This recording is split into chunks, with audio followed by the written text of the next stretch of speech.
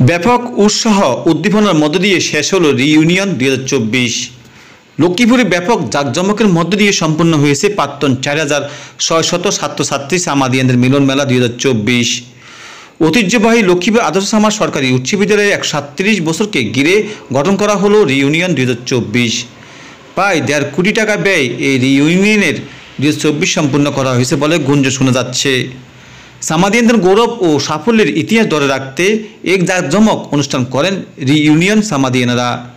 লক্ষ্মীপুর জেলাবাসীর দাবি, রিইউনিয়নের সার্থকতা সফলতা তখনই বয়ে আনত আগামী দিনে লক্ষ্মীপুর জেলা কেমন হবে তার উন্নয়ন নিয়ে মঞ্চে সামাদিয়ানের আলোচনা পর্ব রাখা হলে সফলতার সুবাস বয়ে আনত।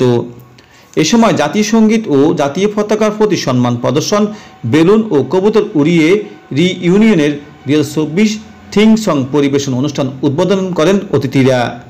এরপরে পবিত্র ধর্মগ্রন্থ সমূহ পাঠ করার পরে পরলোকগত শহীদ বীর মুক্তিযোদ্ধা বিদ্যালয়ের শিক্ষক শিক্ষার্থীদের তালিকা পাঠ, তাদের সম্মানে 1 মিনিট নীরবতা পালন, দোয়া ও মোনাজাত করা হয়।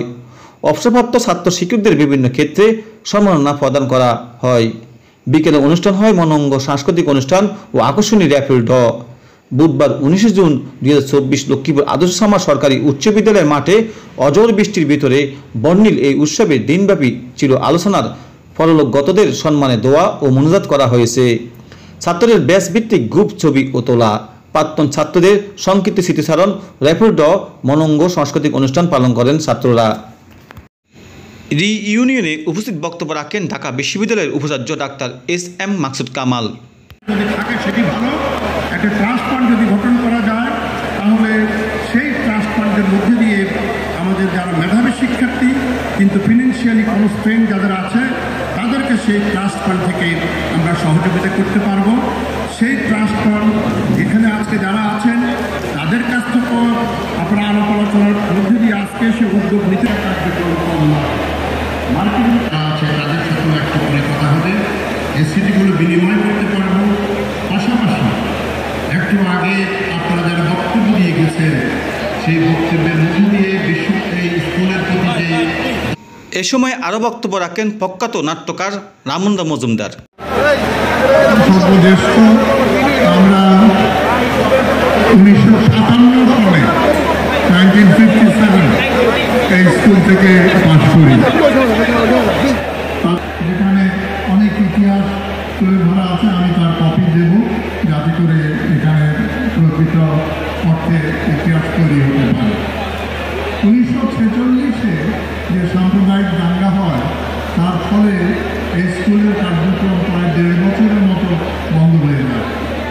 এই সময় রিইউনিয়নের সদস্য অর্থ মন্ত্রণালয়ের সিনিয়র উপসচিব আজিজুল নাহার বক্তব্য রাখেন। আমি আজিজুল নাহার শ্যামলী এই বিদ্যালয়ে 1981 সালে এসএসসি পাস করি এবং আমাদের সময় সহশিক্ষা ছিল।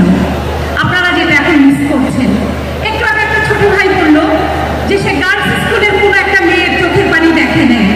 আসলেই তো তাই, গার্লস স্কুলের মেয়ের চোখের পানি না দেখলে আমাদের আগামী স্মার্ট বাংলাদেশ গড়ব কিভাবে আমরা, তাই না? এই বিদ্যালয়ের শুধু একজন শিক্ষার্থী হিসেবে না, আমার আব্দুল সামাদ পণ্ডিত যার নামের সঙ্গে এই বিদ্যালয়ের নামটি নিয়ে এসেছি, এই বৃষ্টি স্নাত দিনে আপনাদের সাথে এখানে এসে একসঙ্গে লাঞ্চ করলাম, দেখলাম আপনাদের উচ্ছ্বাস, আপনাদের প্রাণোচ্ছলতা। আমিও ফিরে গেছি সেই 81 সালে। অনেকেই প্রথম দিকে ছিল কুমিল্লা বোর্ডের প্রথম মেধাবী এই আদর্শ সামাদ বিদ্যালয়। আজকে আমার বন্ধু মাননীয় সংসদ সদস্য নয়ন উনি বলেছিলেন সেই আমরা যদি এখন আর ধরে রাখতে পারি না। আপনাদের কাছে অনুরোধ থাকবে আপনারা ভালোভাবে পড়াশোনা করবেন। স্কুলে যে কৃতিত্ব সেটা শুধুমাত্র লক্ষ্মীপুরবাসী না, একদিন এই বাংলাদেশকে আপনারাই নিয়ে যাবেন স্মার্ট বাংলাদেশের কাতারে। আর আমি আজকে এখানে দাঁড়িয়ে দুটো কথা বলতে পারছি। ছিলেন আলতাফ আলী চৌধুরী, শামসুল করিম চৌধুরী, ফজলুল এবং এখানে লক্ষ্মীপুর 2 আসনের সংসদ সদস্য অ্যাডভোকেট নুরুদ্দিন চৌধুরী নয়ন বলেন, ইউনিয়ন কমিটির আহ্বায়ক এবং সদস্য সচিব আমি তাদের দুজনকে ধন্যবাদ জানাতে চাই। এরকম একটি ইউনিয়নের আয়োজন করা, সকল দল মত পথ গরিব ধর্ম বর্ণ নির্বিশেষে সকলকে একত্রিত করে বর্তমান প্রতিযোগিতার যুগে